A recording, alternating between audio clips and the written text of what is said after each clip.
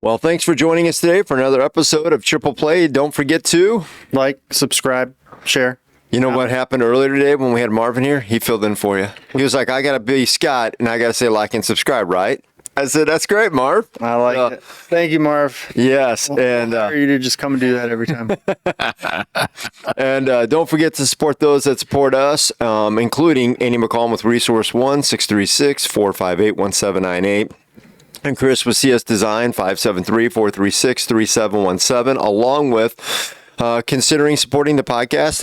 We, are always happy for supporters, right? Yeah. So, and you can support us for as little as $3. That's on the show notes. So don't forget, if that's something that God lays on your heart that you can do and help out. And a little bit goes a long way with helping out just, the cost. So that being said, you can buy, $1, buy your guests or water.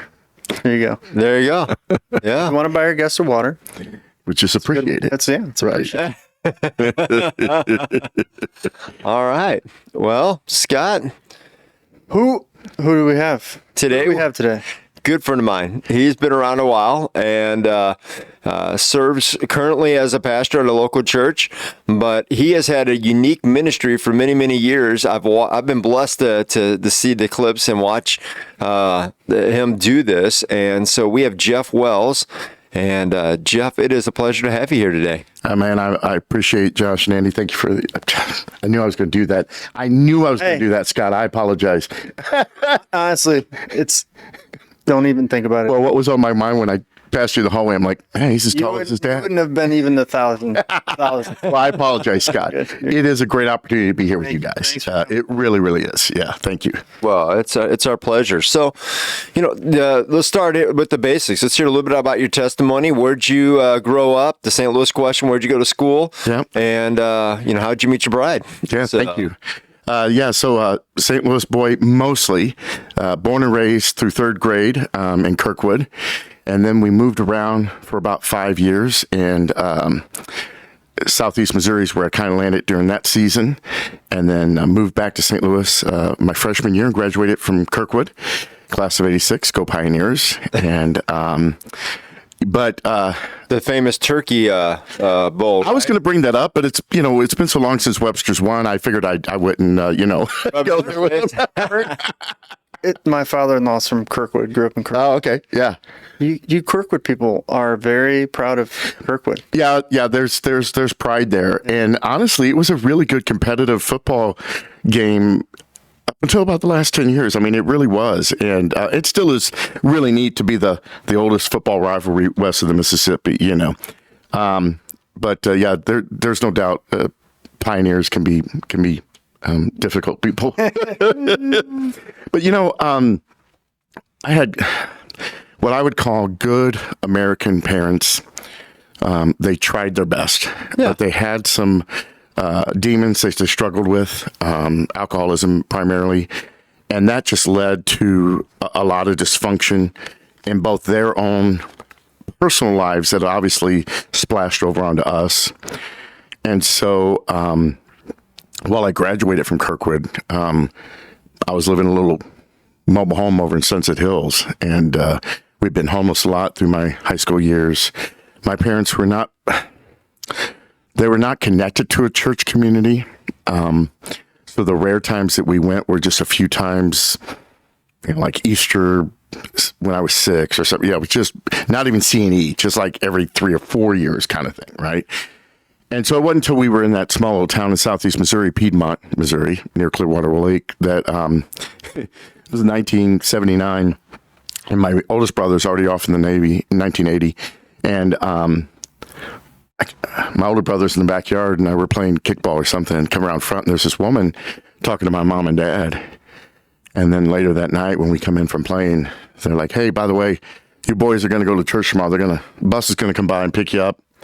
And so that's what happened. We got on the church bus the next morning, started attending Victory Baptist Church, little independent Baptist church. And I rode that bus for a year, singing songs about Jesus, going to a sixth grade boys Sunday school class and learning about Jesus. And about a year later, I made it I finally understood it, clicked. Oh, okay, I'm a sinner. I need Jesus. And I committed my life to him. And the following week, got back on the same bus with my swim shorts and went and got baptized. And then I just loved it. I could not get enough. My older brother eventually stopped going.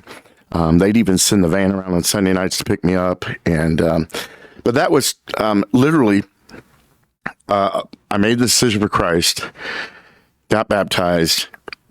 And within a very short period of time, my mom had a serious mental health issue. And it was just, she was gone for like a year and seeking treatment. And it was just us, my older brother and I, and my dad. A very, very challenging time. And that was just kind of like that was the tip of the iceberg or of the, 10 years of struggles that would follow. And I tell people all the time, if it had not been for my anchor in who I was as a very young, very immature Christ follower, I don't know where I would be today. I really don't. And so that was kind of where it started. And then when we moved back to Kirkwood, my dad pulled me out of school, third quarter of my freshman year. My dad pulls me out of school and says, why don't you go up to Kirkwood with me? So I went from Piedmont, a town of 2,000, to Kirkwood, a high school of 2,000, right? Third quarter of my freshman year. And not long after that, met a buddy. And first night I met him, he invited me to Guy Road Baptist Church, and I got plugged in there. Really had a great Christian guy friends, and again, very strong family, church family there. And they just helped nurture me and mature me. And went away to camp at 18, and I'd graduated from high school. We're a working class family. My dad was a shoe repairman. So I tell people all the time when I went to ministry, I went from fixing souls to saving souls. The cobbler. Yeah. He had a shop in Valley Park for 32 years, like new shoe repair. That was my dad. I remember that. Yeah. And that's the only thing I can do with my hands. I can repair shoes. I can't do electrical work. I can't cut a board. Don't ask me to measure anything. But I can fix your shoes if you need that. My brother actually still has the shop. He moved it out to Eureka. And oh my goodness, I know where that shop is. Right? I've actually had him fix some of my shoes. yeah, for the year. that's my brother. Don't hold it against me. That is so. I actually literally have a pair in there that I keep wanting to bring and drop off. Yeah, that's my oldest brother, John. Yeah. That's awesome. Yeah, it's so funny. It's so funny, too, because he and I look a lot alike, and our middle brother looks nothing like us. He's tall and skinny, and he still is a police officer. And my brother and I are, kind of short and stocky, and but yeah. So during all that, so we were a working class family. My dad had the cobbler shop. My mom was a retail clerk. My oldest brother went in the Navy. My older brother went to work at McDonald's. So what do you do when you graduate? You go to work, you get out, you live life. Well, I graduated from Kirkwood. 2 weeks later, I'm at camp, Windermere. For Missouri Baptist State Youth Week. And You don't need those if you don't want them. sorry. It's only if you want to hear us better. Okay. Or I'm differently. I'm If you good. hear us that way. I'm good this way. Yeah, You- thank Yeah, you. you can definitely hear. don't need- Sorry for the interruption. No. Nice little break. Yeah, it's all Take a sip of your coffee or whatever you're, Yeah, relax. You're having a drinking a soda, listening to us, just And apparently he was doing some kind of health thing before he showed up here when we were texting back and forth. So it's all good. You need a little. Was the lady that came and talked to your parents, did you ever see her again? Was that a Oh, yeah. She and her husband were the ones, she kind of set up the route, and then her husband drove the bus, and she would be the ones holding up the whiteboards, with the songs on it and everything. Jim and Donna. And wonderful, godly couple, and just amazing. But I go away to camp, and I have no college plans. The last 2 years in high school, I did the work study program because we needed the money, And so I only went to high school till noon, and then I went to work. And all my buddies were going off to college, and like, you need to go to college too. And I really got, my back up because I'm like, what are you insulting me?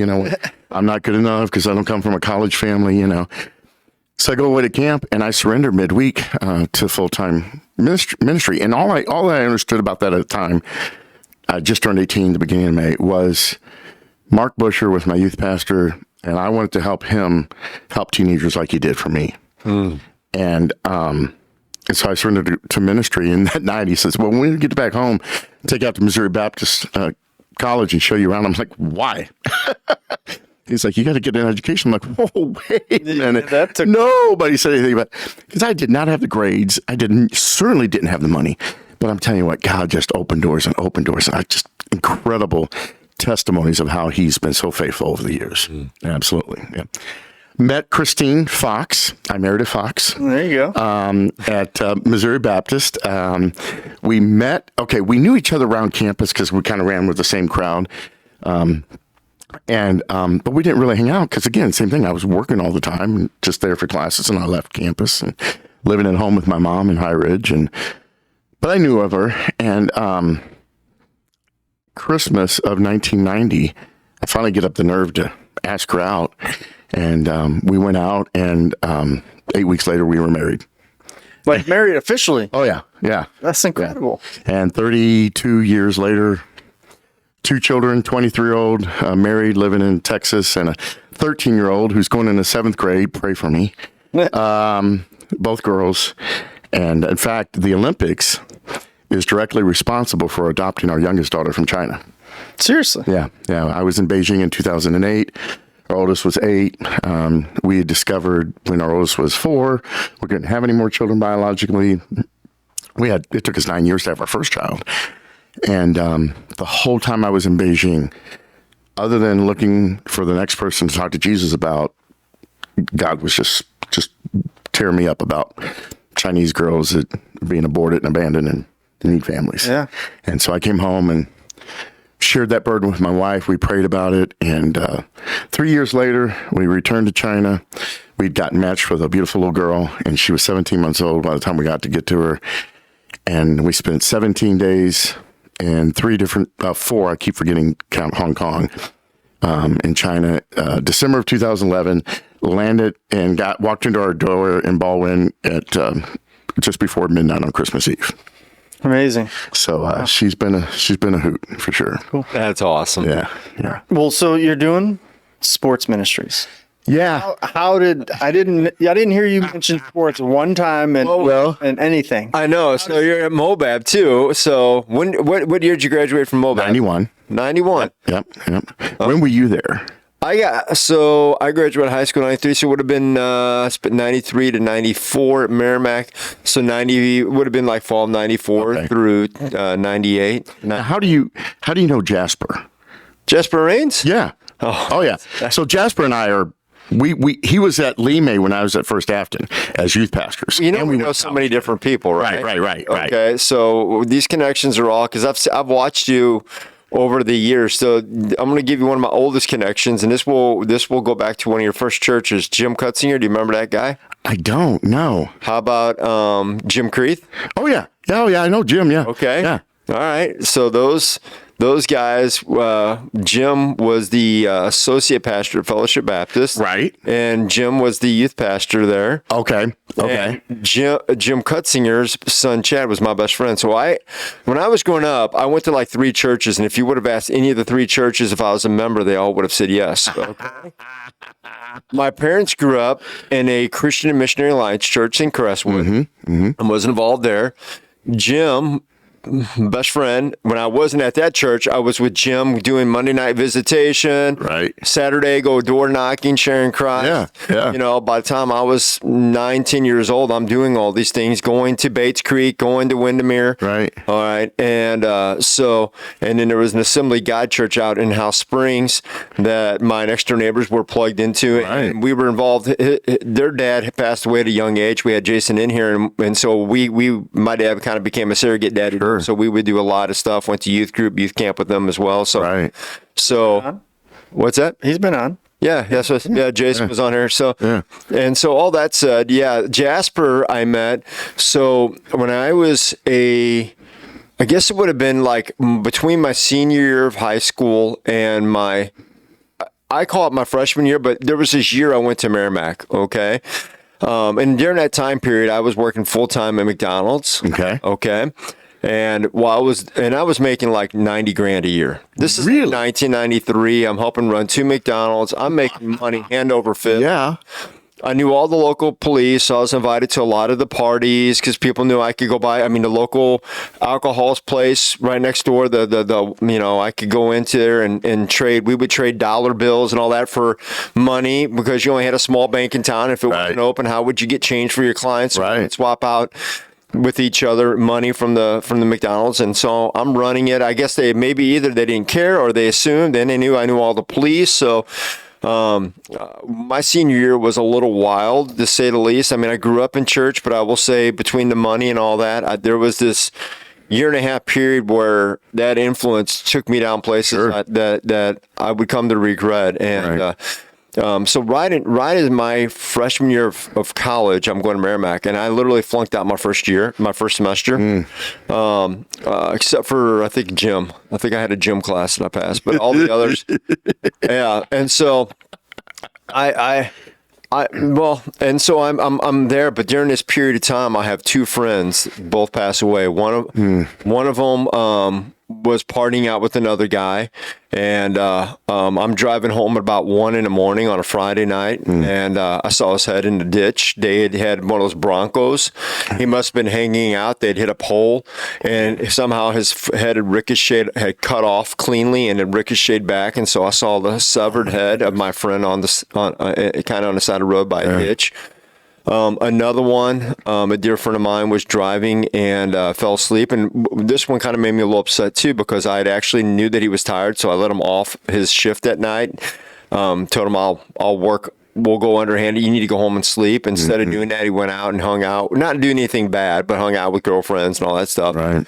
I'm at church Sunday morning because even though I was living a sinful life, I was still making when I could Sunday morning church. So I'm at church and I get a call to come identify his body. He had fell asleep at the wheel and flipped it on his way to work. So I had these two instances that really impacted me. Yeah. And so I felt called to go into ministry prior to all this wild stuff, and thought I was going to go to CMA college down in Toccoa Falls, Georgia. Obviously now I'm at Merrimack. I'm flunking my first semester, so I literally just walked in and quit McDonald's. On a whim, I drove up Highway 30, Sunset Hills, walked into Baptist Bookstore, applied. They hired me on the spot, and I started working there. Okay. Right. Well, I during this time I'm dating a gal who went to fellowship where I used to go, and so I started going back to youth group and hanging out with her. And Jasper was a good friend of Rick. And yeah. And so Rick had him and probably Vic Kaysen and all those guys. Oh, yeah. Sean Key, who I had just on. I saw that episode. Yep. So all those guys, and that's how I got in. Michelle Manuel, that whole crowd. Yeah, because I knew you knew all those guys, but you knew them after I knew them. Yeah. So I started hanging around with them, and so I'm going, Mobab sounds kind of cool. Maybe I should check it out. Yeah. And then you know Andy Chambers? Oh yeah, I live in the same subdivision as Andy does. So Andy's preaching at Guy Road Baptist, and he's coming into the Baptist bookstore, and this guy would pick up 4 books. They would be this thick. This is not a joke. And he'd be back a week later for 4 more. He's brilliant. And I'd be like, did you read those? And so just as a joke, I actually started trying to find the books that he was buying, and I would kind of look up questions, and he'd know them. And so I just loved Andy. I just fell in love with him. And he's like, yeah, I'm doing some teaching admin there. And so Rick was going there, and everybody said, you should try it out. I'm like, man, I'm going to dig in my second semester. I'm going to do well. So I made straight A's my second semester. I had enough from high school because I was good in high school that I was able to kind of plug in for my lost semester. Yeah. Went over to Mobab. They gave me a ministry degree and, our scholarship. And that was hugely helpful. Couldn't have done without that. Yeah, did that. I did intramural sports. So for a few years. So did that. And did you graduate from Mobab? Okay. What year? 98. Okay. But when you asked, maybe I should clarify. So because I never want to lie. Did I graduate on the stage? The answer to that question is yes, and I got a diploma. Okay. I did not take my Greek final. I hated Greek. Oh my goodness. Well, it had nothing to do with me hating Greek. I actually loved Greek. Yeah. It had a lot to do that I got a visit from the FBI the night before the final on another student that was there. Oh my that goodness. I had disassociated with a while back. And when I kind of told people, they were like, no, this ain't true. And a year later, she graduated, but was escorted then immediately to federal prison.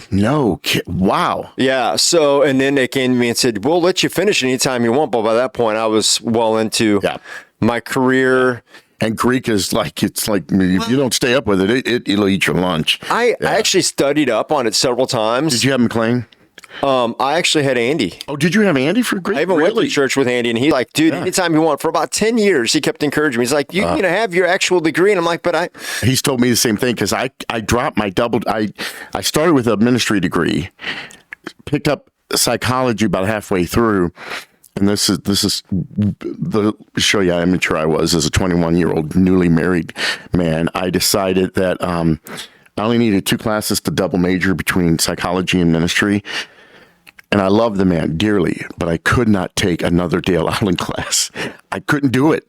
And I told Andy that story a few years ago, and he's like, and he had him look it up. He had the registrar look it up and call me. And he's like, all you gotta do is do this. I'm like, I know, Andy, but I've gone on to get more degrees and other. I'm like, I appreciate it. I've got my 1 degree from Mobab. I've got one from Mumsville. I've got one from South. I'm good. But thank you. you didn't like Dale Allen talking about how he was a spitting young Baptist boy and talking in third person all the time. And if he got me talking in third person the rest of my life. I loved it. If you knew Dale Allen and you hear what I say, people are like, it was the easiest day, Scott. Because literally all you had to do was show up the day before the exam, and he would literally tell you question by question what was going to be on the exam. And all you had to do is show up the next day and give it back to him. And I wouldn't do 2 more classes like that. I'm an idiot. What am I regretting? No, you're not. Yeah. You know what? Yeah. I always looked at him as he was never a teacher that you learn from the book. But if you drew from his life experiences, you got a valuable education from the different experiences and the wisdom, nuggets of wisdom that he would pass on through his classes. I wouldn't miss the in class. I enjoyed those moments, but again, I was stressed. You were going to say something about Crisp. No. I love Terry Crisp. Oh my goodness, that guy, his sense of humor. But his sense of humor, you're thinking, man, this guy is dull as watching paint dry. But his sense of humor was so sharp and unexpected. You're like, really? This guy he would talk, and I mean, the subject would always intrigue me. And have you ever had somebody that would speak on a subject that we would read books about missionaries? I mean, all the stuff I'm like really into, and by the time it was done, I mean, I've had 3 sodas, I've done everything I can to keep up, and I'm conked out. I wound up having to. He was the first class I had to buy a recorder for, because I literally monotone. Yep. Yeah, he would speak so monotone. It was like, I compared him, this guy has changed now, but if you were to ever listen to like Steve Lawson, or especially early in his ministry, he was that way. Now he's a lot more animated. Yeah. Somebody said, dude, you got a great passion, you got great stuff, you need to add a little bit of something there. So as Lawson's gotten better, but early in his career, my friends come up and be like, oh man, it's Steve Lawson. I'd be like, I can't do it. I listened to like a half-hour thing, and I'm 5 minutes into it, just about ready to. So just he's so monotone. So. Well, I knew we had a lot of connections, but it's a valid question, Scott. Is how did you get to sports? So I spent my 20s and 30s as a youth, 21 years as a youth pastor, in a couple different churches here in the St. Louis area, and then I was a senior pastor up in North County for a while, and now I'm one of the pastors out at Concord in South County. But for a season, 3 years, we were in Evansville, Indiana, and when we were there, I was the student pastor. I took a group of college kids to a retreat, and the speaker was a guy named Dave Gwynn, who had been a wrestler in the 1968 Olympics. Oh, wow. He spent his life as an evangelist he's built like a wrestler. And at that time, he looked like Santa Claus. He had the white hair and the beard, and but just a energetic, joyful guy, a real blessing. He's a dear friend and a mentor.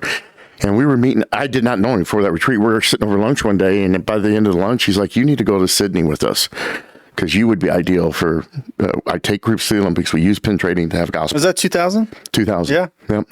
And this was just a few months before. And again, it's kind of like my college prep. I didn't have a passport. I'd never left the continental U.S. I've done a couple of trips over the border down near Brownsville, that kind of thing. And my wife was a stay-at-home mom with our first child, who was 9 months old.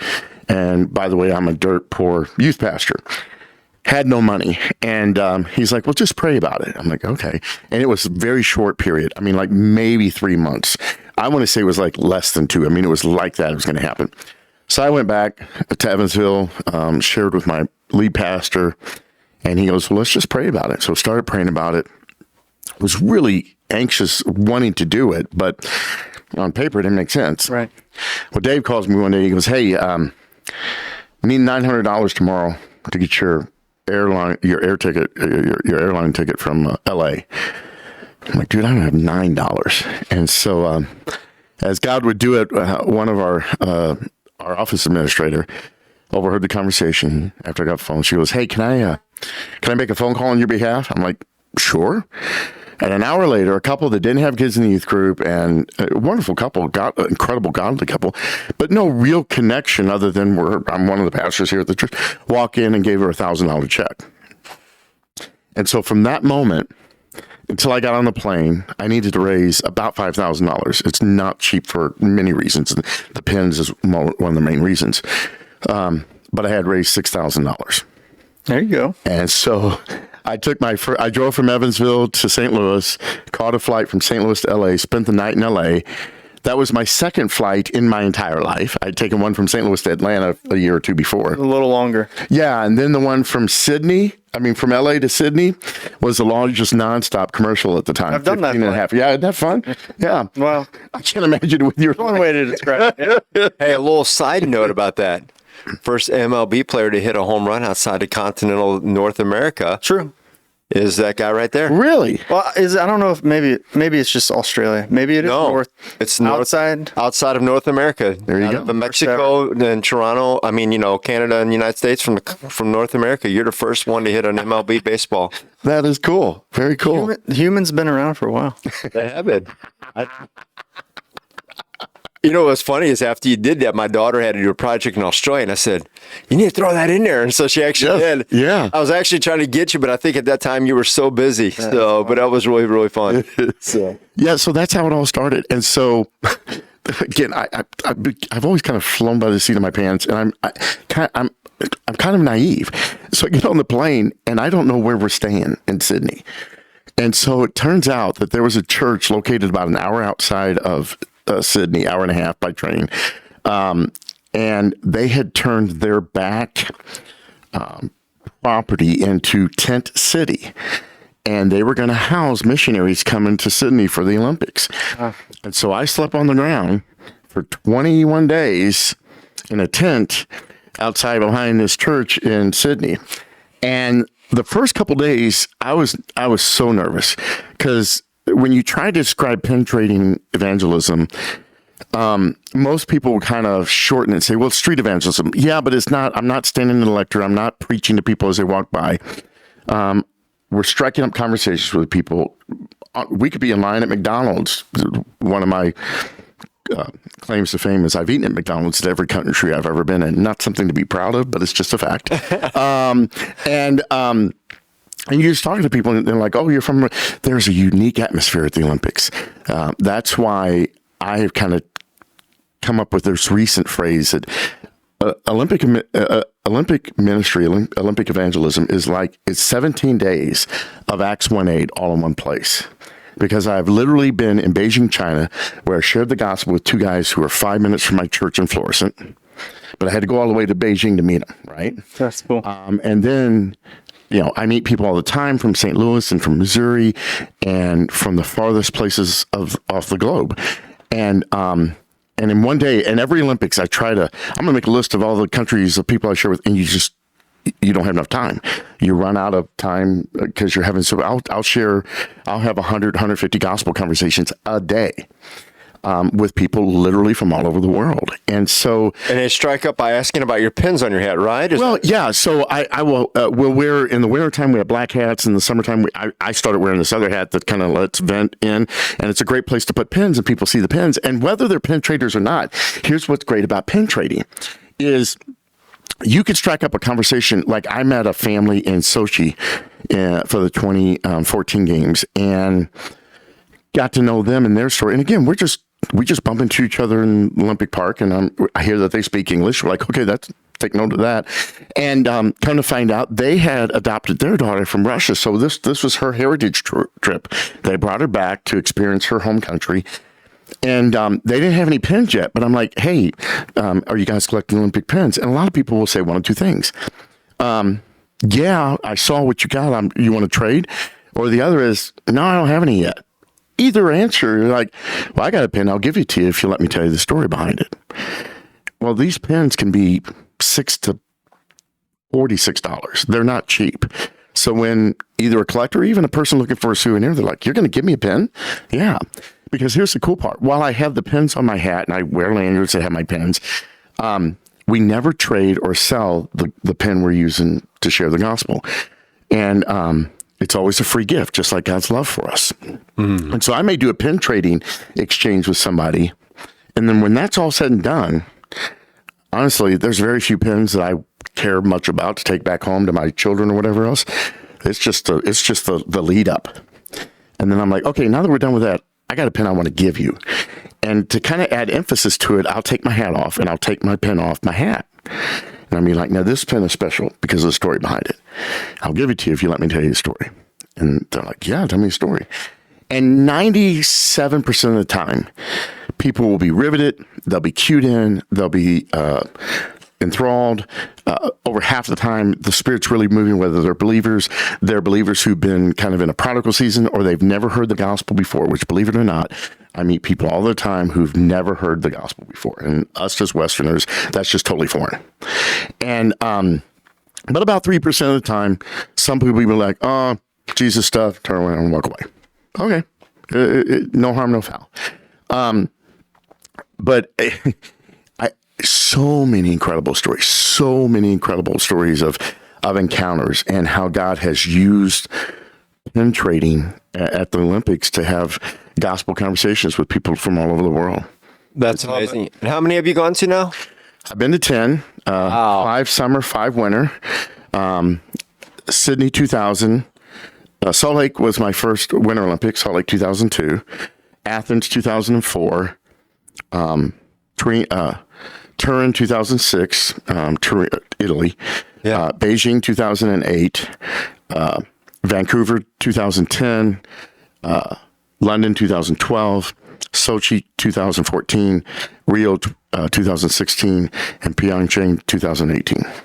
That's quite a few. It is, yeah. Do you have a favorite one so far? Yeah, I get that question a lot. I'll give you a 2-part answer because I have 2 favorites. Okay. One is Sydney, because it was my first. I'd never been out of the country before, and literally 3 days in of me being on the ground and being exposed to this, team members will tell me it's like God flipped a switch in me, and I just became this gospel sharing, connecting guy, and that's who I've been ever since. Oh, right. Yeah, absolutely. Yeah. And with it being my first Olympics, anytime I see Australians, they are partying fools when it comes to the Olympics. Okay, so anytime you see them across the way, all you do is start the Aussie cheer, and it's a back and forth thing, and they'll jump right in, and before you know it, you're having conversations. What's the cheer? It's Aussie, Aussie, Aussie, oi, oi, oi, Aussie, Aussie, Aussie, oi, oi, oi. Yep, that's it. Okay, and that's it. You won them for life. They're like, yeah, of course I know. So Sydney's my first, but admittedly, a very close second is Beijing, because it was my first trip to Asia, and it is where, like I said, God radically changed our family dynamics, and I've always had a special place in my heart for Asian people. That's one of the reasons why it really broke my heart not to be able to go back to Tokyo or to Beijing in 22, because it was lined up between Pyeongchang in 2018, Tokyo in 2020, and Beijing in 22. It was going to be 3 Asian games back to back. And I lost out on 2 of those because of that little worldwide Mystery hiccup. bug. Yeah. And so those are my 2 favorite. The other question I get asked a lot is, which was the most that you experienced persecution? And this one shocks a lot of people. It's a close between first and second, but Beijing and Salt Lake. There's a certain Yeah, I would. group there that was not happy about us evangelicals being there sharing the gospel. And they literally pulled in our team leadership and tried to shut us down with false claims of copyright infringement on our pen and stuff like that. That was not true. But then in Beijing, I literally, and I love telling the story, but people are like, are you going to, I literally got chased out of the bird's nest by security for sharing the gospel. So it's the night before, we're at a track and field event, which we don't always get to go. We rarely get to go. It's not true. I've been to events at every Olympics except for Pyeongchang in 2018. We don't go to events, but since 9/11, they've really cracked down on security. So getting into Olympic Park, you got to buy a $20 pass if there's even any available. So getting an event ticket gets you into Olympic Park, which gives you more sharing opportunities. So we had event tickets for a track and field event in the Bird's Nest where they had the opening closing ceremonies. And because we bought the tickets, they were as cheap as you get, but they were like 2 rows from the very, very, very top, right? And so going into Beijing, we knew that in China, it was illegal to proselytize. And so we kind of knew that. We knew that was the risk we were taking. Okay, that's fine. So, but since we were going to be there for the 17 days of the games, we wanted to try and be on the ground and as effective as long as we could. And we were there with a group of about 20 people. And so it's one thing if I get harassed and kicked out of the country. It's another thing if my getting caught causes the whole ministry to get shut down. So we were very leery to share with Asians in the first week. We were really looking for internationals to share with. And there were plenty of them to find. Okay. But by the second week, we were much more freer in sharing with Asians. So this is the night before we fly out. And we're at a track and field event. And one of the guys I'm with, I'm the team leader, and I have 4 of these guys with me. We're the only ones in the stadium that night from our ministry. And he is sharing with all the Asians he can. Anybody speaks English, he's sharing with, which I'm like, that's great. I'm here for you. Well, he shares with a couple of the volunteers, which are college-age students. And the second or third one, this girl, she holds up the little track or pamphlet that we have that explains the gospel. And she holds up the pen and she goes, "This is fine." She holds up the track and she says, "This is illegal. Security's on their way." Like, okay. We felt the Holy Spirit impress upon us. It was time to leave. And so it's just me and this one guy. The other 3 guys are still in the stadium. We were out in the concourse by now. And so we leave the concourse and we head back into our section and we get one of the guys is missing. Well, you never go anywhere by yourself. So I get the other 2 guys' attention. They come down, no questions asked. And we're like, we're leaving. And so when we come back down the stairs to get to the concourse, there's like 4 or 5 security guards standing there. Well, they're all talking to each other in Mandarin. And in all honesty, I don't know how to speak Mandarin. So I don't know they're talking about me. We just walk right through them and keep walking. Well, sure enough, they turn and start following us. So we're missing this one guy. And at this point, I'm feeling like, you're on your own. That's what you get for not following the rules. But sure enough, we're walking down the concourse and he comes walking right at us. He's talking to a guy with an American flag wrapped around him. And so I just look at him and we're at a hallway and I'm like this. And he breaks off from that guy, joins us, and we get to the stairs. Again, we're at the top of I'm not a small guy, but I was smaller then, but I still wasn't small. We start running down the stairs. And the whole time we're running down the stairs, they're chasing us. And I keep thinking, when we get to the bottom, they're just going to stop us. I don't know why we're running.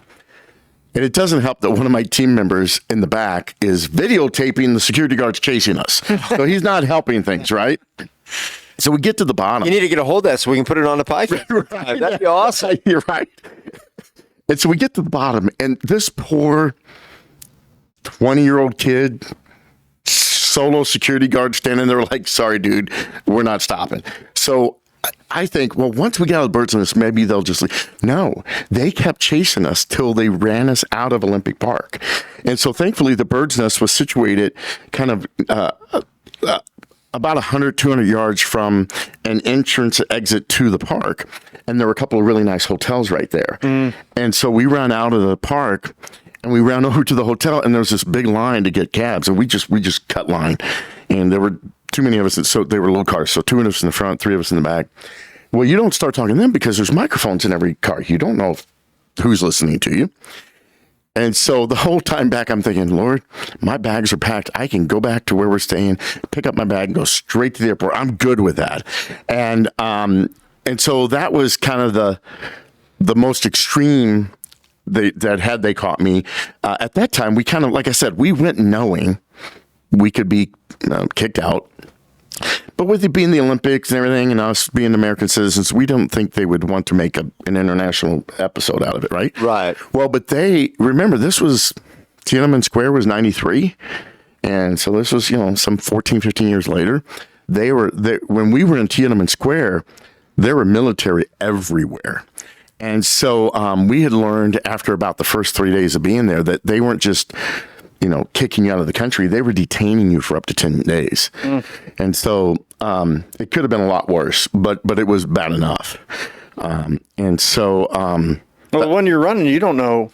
You don't have the thought like, well, if I actually do get caught, it might not be... You're just... you're running from a pretty powerful force in a foreign country. Exactly. And I was worried about that. In fact, I had an opportunity to go with another group, to take a mission group back to China back in 2002, 2003. And when they heard me tell that story, they're like, we don't know if we want you to go with us. They didn't have my name or anything. But of course, now China is such a surveillance state. They'll have your face. Yeah, well, they can. Yep. I heard recently that it is said that in China, they can track anybody down within 75 minutes. It's over 1 billion people, and they can find out where you are in their country within 75 minutes.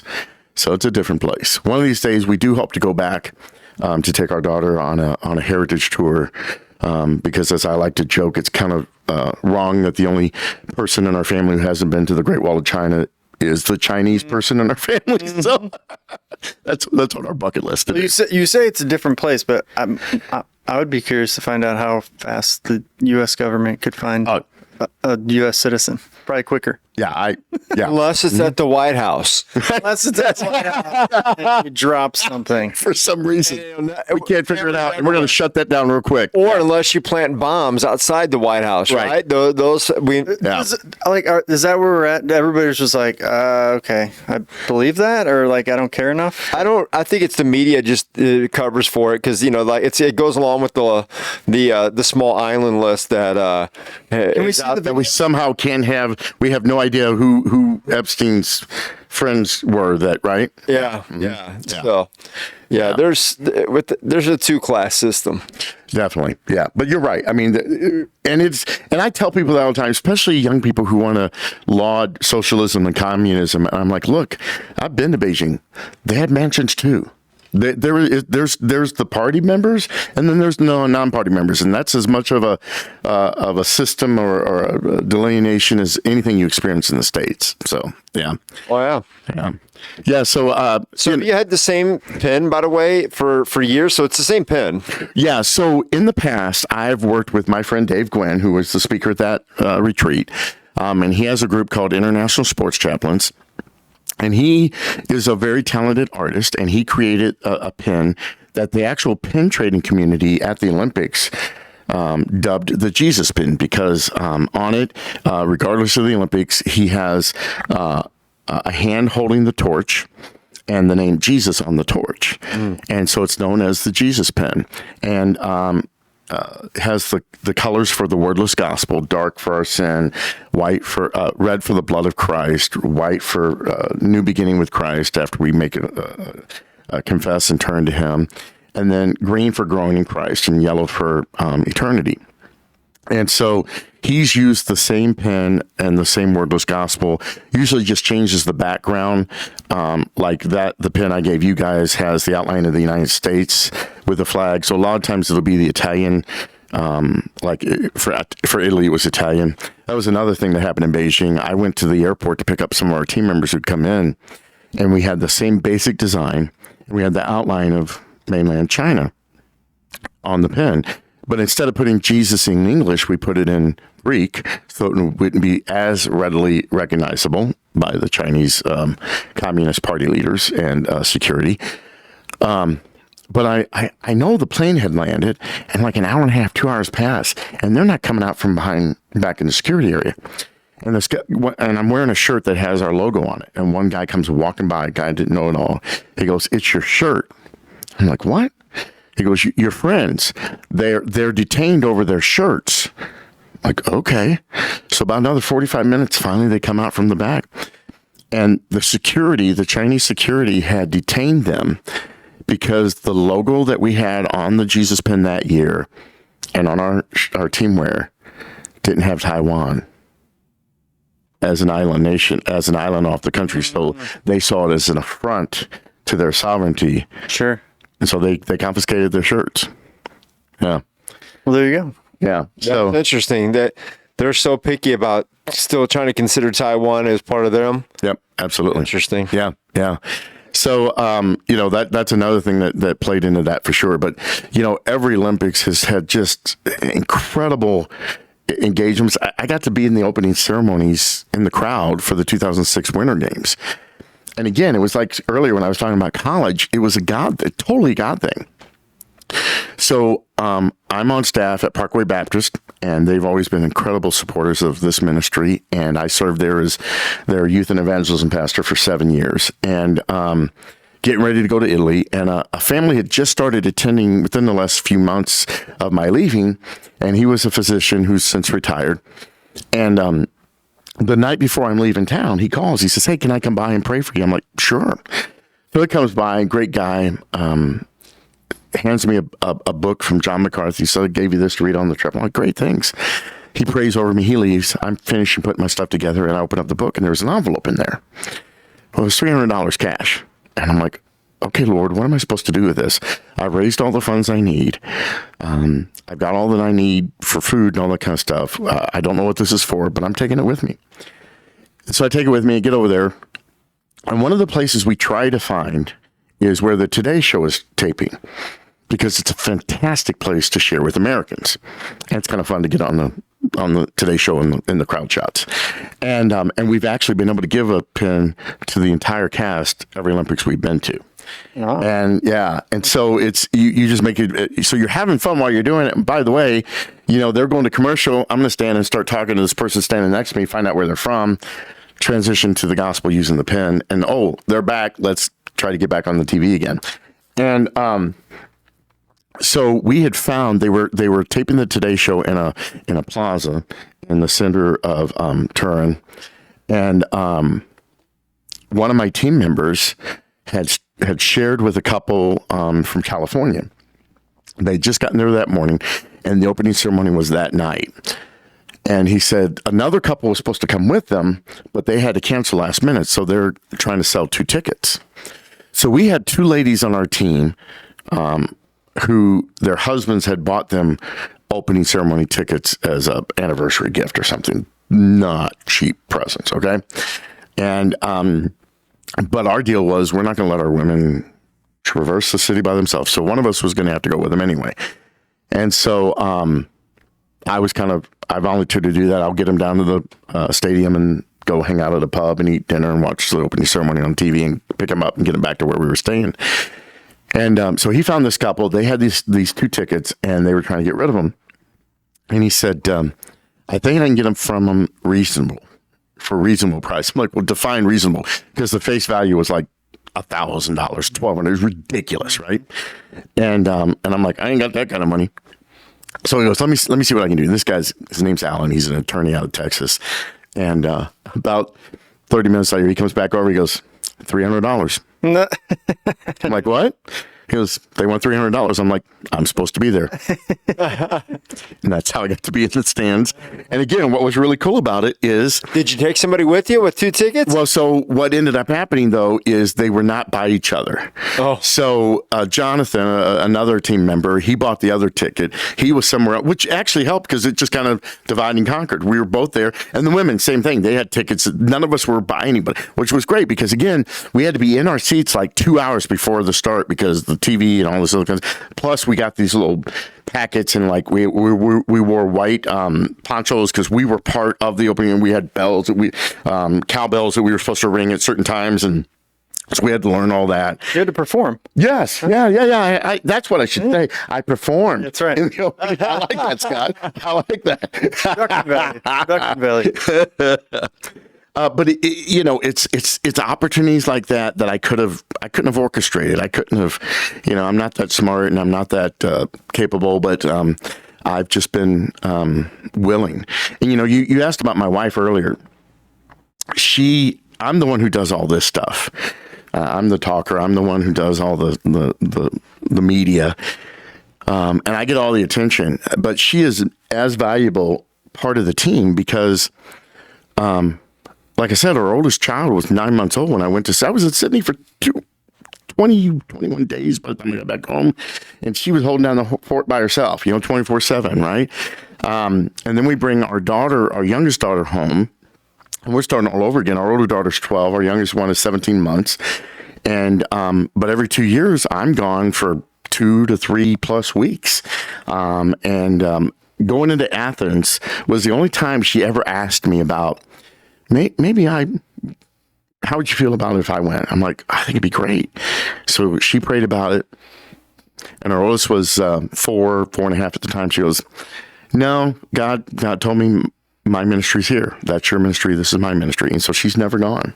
Now, my oldest daughter, 2008 again, I get back from Beijing. Not only was God working on my heart about adopting, but our oldest daughter was 8. And she's like, so her whole life, every 2 years, Olympics are on, Dad's there talking about Jesus. She's like, Dad, when do I get to go to the Olympics? And not even, just a throwaway answer. Well, you got to be at least 16. So sure enough, when she turned 15, she's like, Dad, Rio are the 2016 games. I'm going, right? I'm like, okay. Yeah. She was a very strong Christian. She was growing in her faith. And I got to share. I was only with her one day going out because our team leaders were wise and putting her with other wonderful teams because if I had her with me, I wouldn't let her talk to anybody, right? Right.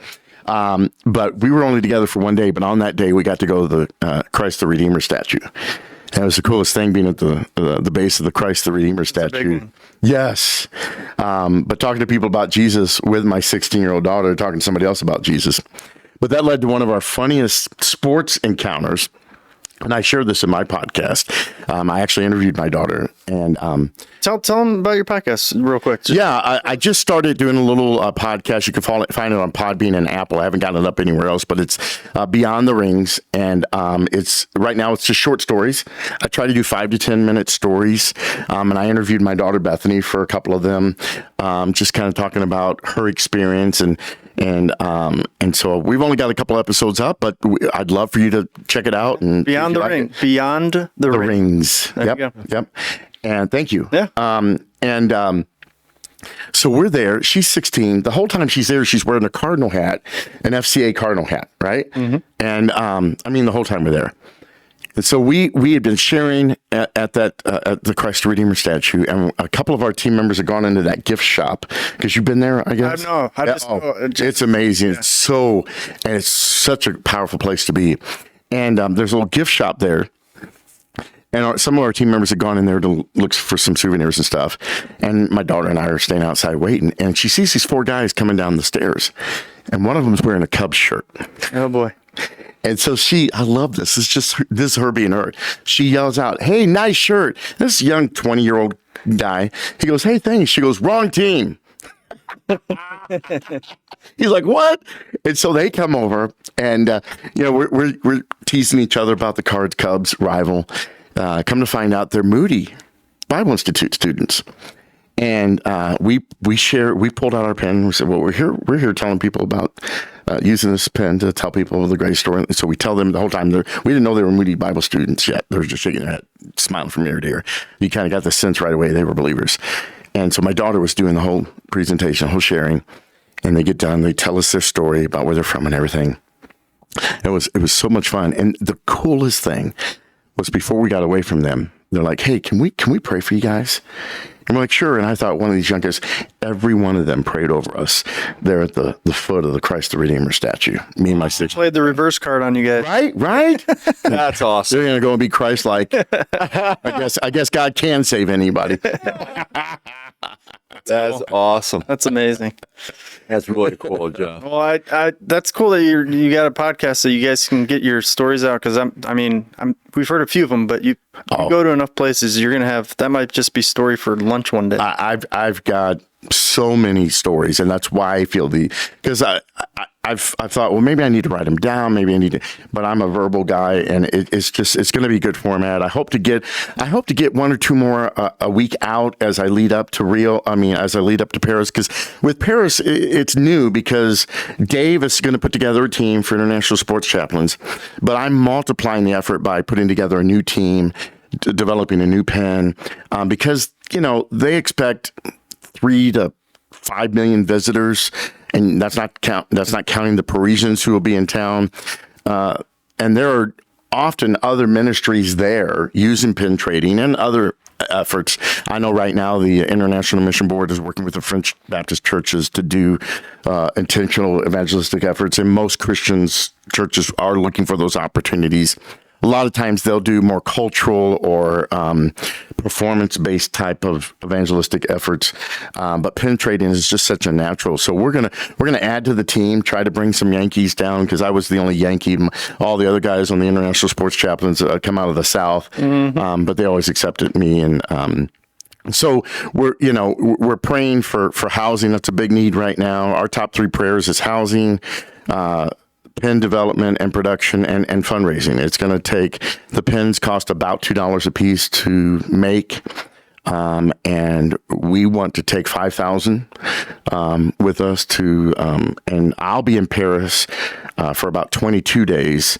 And then the vision is to bring in 2 groups of about 6 to be there for like 9 days at a shot. And so we need a lot of pens. So those are our big prayer needs right now. But yeah. Awesome. Well, we'll put a link to your website, so people who are listening, if they want to get involved, they can click on there, they can donate, they can, keep up to date through your website. So that'd be great. Put that on there in the show notes. So if you're listening and you're hearing these stories, you want to get involved, you want to be feet on the ground, you want to be a prayer partner, or you want to be a financial partner, check it out. Feel free to click on the link, reach out. And I know that Jeff would love any of that to happen. And I know your heart. If you have a church or a group that would like to maybe hear about this, and also, through that might be able to partner in different ways, that I know you'd be open to that. So anyway, yeah. Well, Jeff, it has been a pleasure having you here. We'll have to get you back. Maybe I would love it. Yeah. When's Paris? What month? July 11th. No, it's July 26th through August 11th. Okay. Well, maybe 17 days. Set a little tentative date for a follow-up after. Hey, absolutely. I'll have more stories. And you knew, or a preview. Well, maybe we'll do a preview of the Paris Olympics. I was thinking we might be able to get them on before and then after, right there. Right now it's just a good teaser to get people out, but maybe get you back, before, not too close before, because I know you'll be busy preparing, but maybe like late winter, early spring, get you back here. I actually did an interview with Harold Hendricks. Harold. And he called me on my phone, and this was in Vancouver, and I'm going into a Team USA hockey game. And I'm on the phone in the corridor talking to Harold, doing this interview for his radio show, and Tony Dungy walked right by me. And I'm like, hey. And so I get off the phone with Harold, and I go into where we're sitting, and the person who gotten us tickets that day got us sweet tickets, because we're sitting here. Tony's about 10 rows up here, and Jimmy Jones comes in, and he's sitting about 10 rows behind us. So I go down, and I'm like, I'm gonna go give one of our pens to Tony, just thank him for his example and everything else. And I kind of feel bad now, because I go down and I introduce myself to him. He goes, oh, thanks for this. And then everybody around him was like, oh, that's Tony Dungy, right? And then they started harassing him. I'm like, oh, I'm sorry, dude. They would have. Don't feel bad. They would have figured. Tony is a great guy. Yeah. Oh my goodness. Yeah. What an and you're right. What an example of godly character. And so humble and polite and patient. Yeah. You're a great guy. Yeah. So did you give one to Jimmy Jones? I did. Yeah. I came off. I left Tony, and then came up, and a couple of my other team members were more enamored with Jimmy because they were unfortunately Cowboys fans. I don't know why you would be, but so we all got a picture with him and gave him one of our Jesus pins too. Yeah, So that's America's team. yeah, Cowboys. that's what they say. Yeah, whoever they are. Well, Probably Mr. Jones. Yes, yeah. that's so funny, whoever they are, because there was a guy from Mobab who started when Facebook was in its more infant year and they'd kind of gone past the college to thing. He started a group called Who Are They? Yeah, and For what? For who are they? For what? Just who are they? exactly. So people would put like they tell us, and everything that people would post on They there. tell us to brush our teeth 2 times a day. Yeah. Yeah. Who are they? Yeah, who are they? And that's exactly it. That's awesome. You know, so there's I like that. That's fun. well, he just came back. He's a pastor here back in St. Louis, so I'm trying to get together and grab lunch with him. Who is in it? the area. Do I know him? I'll tell you Okay, afterwards. okay, gotcha, So, gotcha. Yep. Yeah. Jeff, thanks for coming again. Appreciate it. Thank you, We'll get Scott. you on again. Thank you, Josh. I look forward to it. Yeah. Thank you, guys. Well, for those listening, jump in and help support and add them to your prayer list at the very least. And then we'll put all the links for everything else. We'll get them back here. Maybe even I have to give one of those Harold Hendricks type things where we'll get you on at the Olympics. That'd be fun too. That would be. But all that said, we appreciate you guys listening in. Don't forget to. Like and subscribe. Can you say it one time? I did. I've said it whenever you're not here. I've said it a lot lately. I did it this morning. I'll say it. Like and Gotta be a subscribe. thing. It's always a thing. Yeah, Like- like and subscribe, and don't forget to consider a small donation or support to the podcast. It all helps out with the cost because these things do cost money. And but we appreciate you listening in. Hopefully, you're being blessed with all these great stories and great ministries that we've been able to link up with, and different folks. And so until then, we'll catch you next episode.